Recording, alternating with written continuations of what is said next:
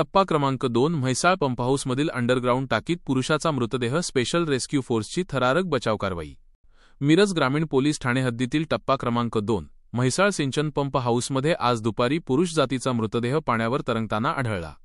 ही माहिती मिळताच special rescue force आपत्कालीन पथकाला मिरज ग्रामीण पोलीस ठाण्यातून तातडीने घटनास्थळी पाठवण्यात आले। स्पेशल रेस्क्यू फोर्सच्या पथकाने घटनास्थळी धाव घेऊन जमिनीपासून तब्बल 30 फूट खोल अंडरग्राऊंड पंप हाऊसमध्ये 4-4 फूट पाईपलाईन टाकीत तरंगत असलेला मृतदेह रेस्क्यू करून बाहेर काढला। मयताची ओळख सिद्धराम मल्लू माने, वय 65, राहणार नागरगोजे बेडक अशी झाली आहे।